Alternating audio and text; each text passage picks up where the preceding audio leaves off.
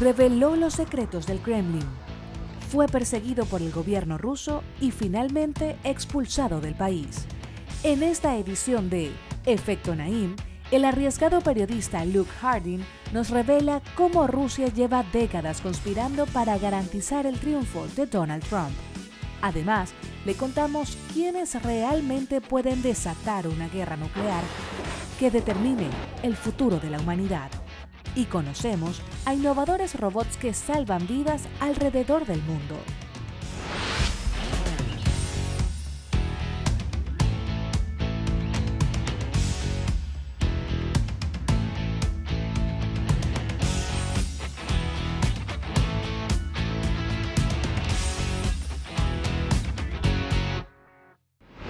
Bienvenidos, soy Moisés Naim desde Washington. Encantado de estar de nuevo con ustedes, como siempre. En noviembre del año 2017, el Senado de Estados Unidos tuvo una sesión histórica. Era la primera vez en 40 años que los senadores se reunían para discutir la autoridad del presidente para lanzar un ataque nuclear. El debate se dio poco después de que Donald Trump y el dictador de Corea del Norte, Kim Jong-un, intercambiaran públicamente una serie de amenazas que pusieron el mundo en alerta roja. Y es que el presidente de Estados Unidos, por ejemplo, ha hecho declaraciones como esta. North Korea best not make any more threats to the United States. They will be met with fire and fury. Los senadores alarmados sacaron a flote un tema del que se habla poco, pero que importa mucho, no solo para Estados Unidos, sino también para el resto de la humanidad. Y este es el tema que vamos a discutir hoy. ¿Quiénes tienen la autoridad para lanzar un ataque nuclear? ¿Cómo es el proceso a través del cual se activan estas armas mortales en los diversos países que tienen arsenales nucleares? ¿Existe realmente un botón nuclear, como alegan Donald Trump y Kim Jong-un, y cada quien discute quién lo tiene más grande? ¿O hay normas y mecanismos para evitar que un líder lance un ataque con consecuencias devastadoras? Estas y otras urgentes preguntas que nos afectan a todos, en todas partes, las exploramos a continuación. Miren.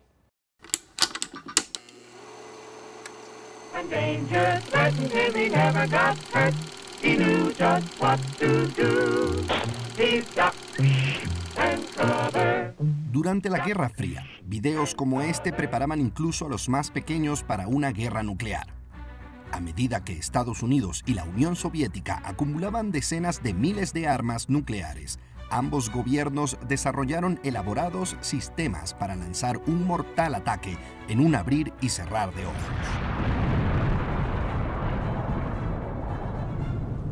Hoy, Estados Unidos y Rusia tienen más del 90% de todas las armas nucleares en el mundo. Y aunque han pasado 25 años desde el fin de la Guerra Fría, estos gobiernos siguen manejando sus arsenales casi de la misma manera. A pesar del alardeo del presidente Donald Trump sobre su gigantesco botón nuclear, en Estados Unidos tal aparato nunca ha existido. La decisión de lanzar armas nucleares comienza, en cambio, con este maletín conocido como el balón nuclear. Contiene el equipo necesario para enviar un mensaje codificado, autorizando al Pentágono a llevar a cabo el ataque. Todo en menos de 15 minutos. Pero, ¿quiénes pueden dar la orden? Kingston Reeve, quien lleva años respondiendo a las más complejas preguntas sobre las armas nucleares del mundo, nos reveló la respuesta, y es sorprendentemente simple. El presidente de Estados Unidos tiene autoridad absoluta para ordenar el uso de armas nucleares. Solo él, nadie más, y punto. En otras potencias nucleares, esta información es casi un secreto de Estado. Pero un reporte de la Unión de Científicos Preocupados descubrió algunos detalles. En Rusia hay 3 balones nucleares llamados Cheget, que corresponden al presidente, al ministro de Defensa y al jefe de las Fuerzas Armadas rusas. No se sabe, sin embargo, si la orden debe venir de los tres o si el presidente ruso puede actuar por sí solo. La decisión está en manos de la primera ministra en el Reino Unido, pero puede ser vetada por el Parlamento y hasta por la reina. En Francia, el presidente tiene control casi total del pequeño arsenal nuclear francés. En países como India, Israel, Pakistán y China, la decisión recae en varios líderes. Y a pesar de que no se conoce casi nada del programa nuclear norcoreano, la propaganda sugiere que es solo Kim Jong-un quien tiene el poder de lanzar un ataque nuclear. Algunos expertos aseguran que los países que dan la decisión a varias personas tienen ventajas sobre aquellos que otorgan la responsabilidad a solo una persona. Concederle a una sola persona la autoridad para ordenar el uso de armas nucleares es innecesariamente peligroso y está sujeto a errores de cálculo. Los seres humanos somos falibles. La falibilidad humana ha llevado a situaciones de pánico. El presidente estadounidense Richard Nixon presuntamente estuvo a punto de lanzar un ataque nuclear en una de sus tantas borracheras.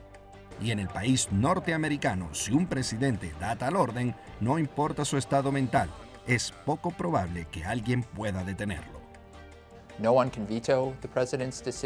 Nadie puede vetar la decisión del presidente de lanzar un ataque nuclear. El Congreso no puede intervenir. Y con la excepción de un gran motín o una crisis constitucional, no hay nada que se pueda hacer para revocar la orden una vez que se da. Otra vulnerabilidad es que un líder reciba información incorrecta de los sistemas de alerta. Estas falsas alarmas pusieron al mundo al borde de un conflicto nuclear en más de una ocasión durante la Guerra Fría. Y es un riesgo que aún existe. The U.S. Pacific Command has detected a missile threat to Hawaii. A missile may impact on land or sea within minutes. This is not a drill. De las 9 potencias nucleares, únicamente Estados Unidos y Rusia pueden lanzar un ataque en solo minutos. Estos antiguos enemigos de la Guerra Fría, que aún mantienen sistemas diseñados para esa tensa época, tienen la vida de millones en sus manos. Y en Estados Unidos, donde Donald Trump está reescribiendo las reglas de cómo se debe comportar un mandatario, algunos se preguntan si también es tiempo de reescribir las reglas que dan autoridad absoluta al presidente sobre las armas más mortales del mundo.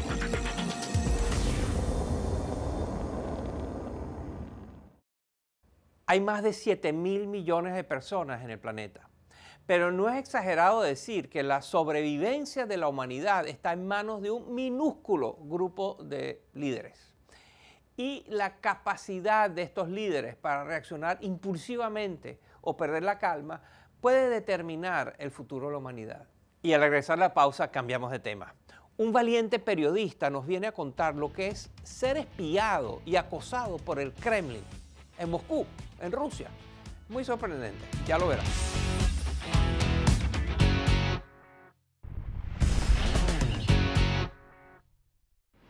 A pocos meses de llegar a Rusia en el año 2007, un prominente periodista británico publicó un artículo en el que detallaba un complot por los opositores rusos para derrocar violentamente al presidente Vladimir Putin. Desde entonces, el Kremlin comenzó a vigilar y a acosar al corresponsal que escribió este artículo como si se tratase de un espía extranjero o de un peligroso criminal. Y después de casi 4 años de no tener ningún tipo de privacidad, de estar vigilado todo el tiempo, mientras hacía periodismo de alto riesgo en Moscú, el gobierno ruso por fin lo votó. Lo expulsó del país en el año 2011. Hoy tenemos como invitado a este arriesgado y galardonado periodista. Su nombre es Luke Harding y ha reportado desde muchos países: Alemania, Afganistán, India, Libia, Siria, y trabaja para el reconocido diario británico The Guardian. Además, ha escrito una decena de libros. Su más reciente obra se titula Conspiración: cómo Rusia ayudó a Trump a ganar las elecciones. Eso lo dice todo. La reconocida periodista y nuestra colega Andrea Bernal entrevistó a Luke Harding para Efecto Naim. En esta conversación, Harding revela cómo logró sobrevivir los múltiples ataques del gobierno ruso y nos ayuda a entender mejor al enigmático Vladimir Putin. Y por supuesto también nos ayuda a entender mejor al enigmático y complicado Donald Trump en sus relaciones con Rusia. Miren. Luke, bienvenido, gracias por acompañarnos. Thank you. ¿Cómo fue ese trabajo de esos años en Rusia? ¿Cómo fue hacer periodismo e investigación? It was pretty tough. Fue bastante difícil. Creo que la Rusia de Vladimir Putin se ha vuelto cada vez más intolerante. Estuve allí durante 4 años, entre 2007 y 2011. Escribí algunos artículos que al señor Putin no le agradaron mucho y finalmente me expulsaron del país. Mr. Putin didn't like very much, and in the end I was kicked out of the country. Escribí sobre temas prohibidos, entre comillas, como la corrupción en los más altos niveles del gobierno o las muertes misteriosas de algunos opositores, como el caso de Alexander Litvinenko, quien fue asesinado con una taza de té radioactivo. With a radioactive cup of tea. ¿Usted se sentía expiado? ¿Lo expiaban? ¿Le escuchaban sus conversaciones? I was there in Moscow with my wife Phoebe and our... Estuve en Moscú con mi esposa Phoebe y mis 2 hijos, que en ese momento estaban pequeños. La agencia de espionaje rusa entraba a mi departamento y dejaba rastros evidentes de que habían estado allí. Russian spy agency broke into my apartments, left stupid clues that anybody could find. La embajada británica me informó que los rusos habían instalado micrófonos y cámaras en mi casa, así que no tuvimos privacidad durante 3 años y medio. Obviamente querían asustarme para que dejara de escribir esos artículos, pero realmente me enojaba más de lo que me asustaba. En Rusia hay una gran diferencia entre cómo el gobierno se describe y su verdadera naturaleza, que es autoritaria y represiva. It's authoritarian, it's repressive. ¿Quién es Vladimir Putin? ¿Cómo lo definiría usted? Vladimir Putin, I think the simplest way to define him is to say KGB. Vladimir Putin, la forma más sencilla de definirlo es diciendo KGB. Putin está formado por la Guerra Fría y por la visión del mundo que tenía esta poderosa agencia soviética de espionaje. El presidente ruso utiliza métodos de la KGB actualizados para el siglo XXI, para la era de Facebook y Twitter. Estamos hablando de técnicas de desinformación, propaganda y penetración a círculos enemigos con agentes rusos. ¿Sabían los rusos que Donald Trump iba a ganar las elecciones? No. Pero lo identificaron hace mucho tiempo como alguien que podría serles útil para poder controlar la política estadounidense y, más recientemente, para destruir a Hillary Clinton. Sí lo hicieron. In destroying Hillary Clinton, yes, they did. ¿Cómo probarlo? ¿Cómo probar, Luke, que el gobierno de Vladimir Putin, que Rusia ayuda a Donald Trump a ser hoy el presidente? ¿Cómo logra hacer eso Rusia y mantenerlo también? Well, to explain the present, you need to look at the past. Bueno, para explicar el presente tenemos que ver el pasado. Los archivos de la KGB de los años 70 y 80 demuestran que esta agencia identificaba a personas vanidosas, codiciosas, infieles en su matrimonio y malos analistas. ¿Les suena conocido? Were poor analysts. Does that ring any bells? We're talking about Mr. Trump here. Estamos hablando de Donald Trump. Recordemos que Trump se casó en 1977 con una mujer de Checoslovaquia, un país hoy inexistente que en ese tiempo era parte de la Unión Soviética y hubiese tenido lazos muy cercanos con la KGB. Seguramente para ese entonces, ya la KGB empieza a investigar a Trump. 10 años más tarde, el gobierno soviético lo invita por primera vez a Moscú. Y 2 meses después, Trump declara su interés en una carrera política. You've said, though, that if you did run for president, you believe you'd win. Well, I don't know. I think I'd win. I tell you what, I wouldn't go in to lose. I've never gone in to lose in my life. No podemos decir que Donald Trump es un espía de la KGB, por supuesto que no. Pero lo que sí podemos decir es que el gobierno soviético y posteriormente el gobierno ruso han estado interesados en Trump desde hace mucho tiempo por razones estratégicas. Russian successors have been interested in Trump for a long time for their own strategic reasons. ¿Qué ha ganado Putin con esto, Luke, con toda esta trama? Porque, por ejemplo, las sanciones sobre Rusia de Estados Unidos continúan. That's a great question. I mean, you're right. Esa es una gran pregunta, y tienes razón. Putin no ha logrado que Trump levante las sanciones impuestas en el 2014, luego de que Rusia anexara el territorio de Crimea. Pero lo que Vladimir Putin sí ha logrado es una especie de guerra ideológica en Estados Unidos entre liberales y conservadores.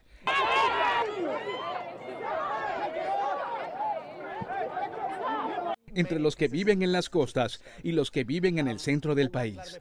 Y mientras todo este tumulto está ocurriendo, Rusia hace lo que quiere en el resto del mundo, en Siria, en Ucrania, en Irán e incluso en América Latina.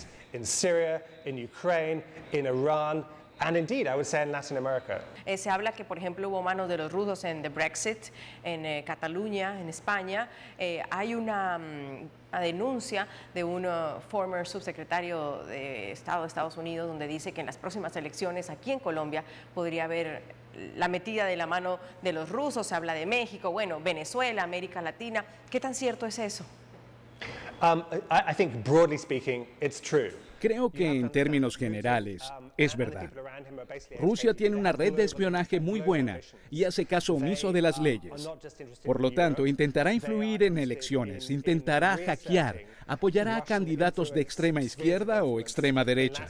Muchas veces, su objetivo es simplemente crear caos interno y debilitar a bloques multilaterales fuertes como la Unión Europea. A Putin lo que le gusta es hacer tratos bilaterales con estados más débiles donde él es el hermano mayor y el otro estado el hermano menor. My favorite hero is Putin. Y hasta ahora le está yendo bastante bien. Where he's the big brother and they're the small brother. And actually at the moment it's going pretty well for him. ¿Estamos viviendo una segunda guerra fría, Luke? I do. I do. Creo que sí, pero es una guerra fría, sin la ideología. Esas ideas del socialismo internacional, del marxismo o de la unión de los trabajadores del mundo ya no definen la conversación.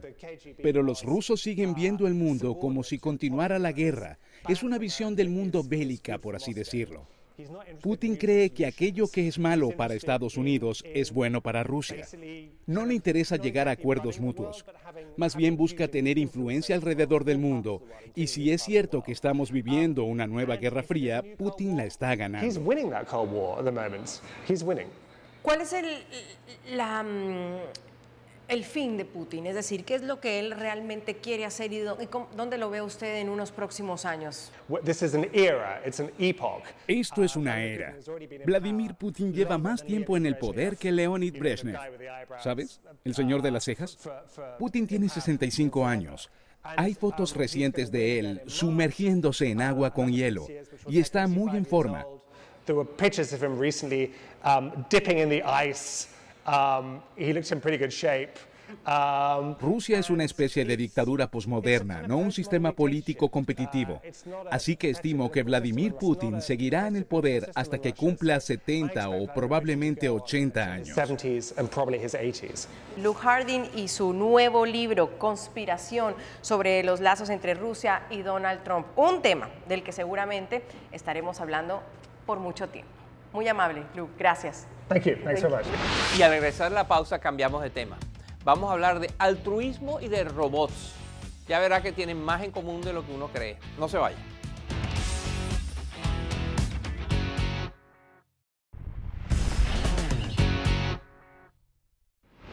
Para terminar el programa hablaremos de robots. Desde siempre, la idea de que los robots acabarán con la humanidad ha nutrido las películas de Hollywood, las novelas de ciencia ficción o las discusiones académicas sobre el futuro de la humanidad. Con frecuencia oímos de que nuestros empleos, nuestros puestos de trabajo se desaparecerán y que van a ser los robots quienes hacen lo que nosotros hacemos ahora. O se habla también de un oscuro futuro en el que los ejércitos de robots asesinos intentarán destruirnos. Sin embargo, y a pesar de estos terribles vaticinios, la realidad de hoy es que hay un sinnúmero de robots que hacen el bien, que nos ayudan o que resuelven importantes problemas. Y no estoy hablando de esos robots que le pueden llevar la pizza a su casa, estoy hablando de otras cosas. Miren.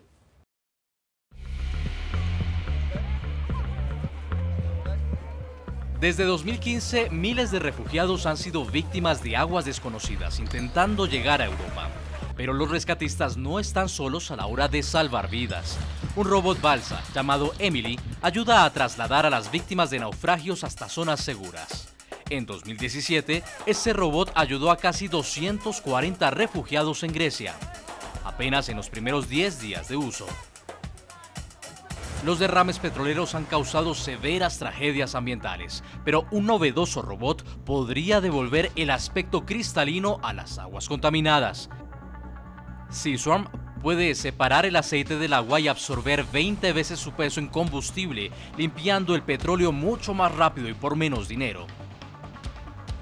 Otros robots son el futuro de la medicina, como los que realizan cirugías ultra precisas y poco invasivas en situaciones de vida o muerte, o los que ayudan a combatir epidemias como el robot de la compañía Cenex.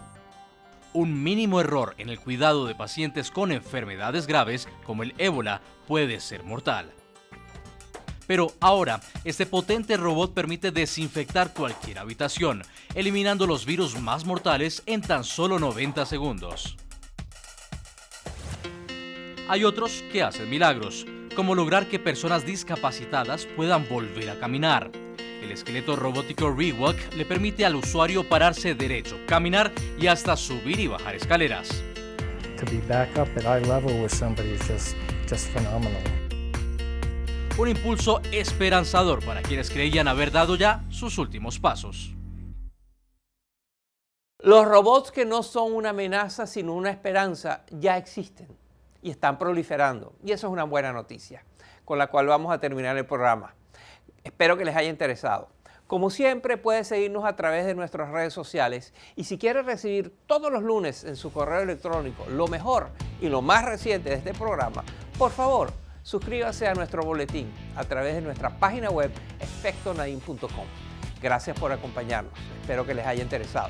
Nos vemos la semana entrante.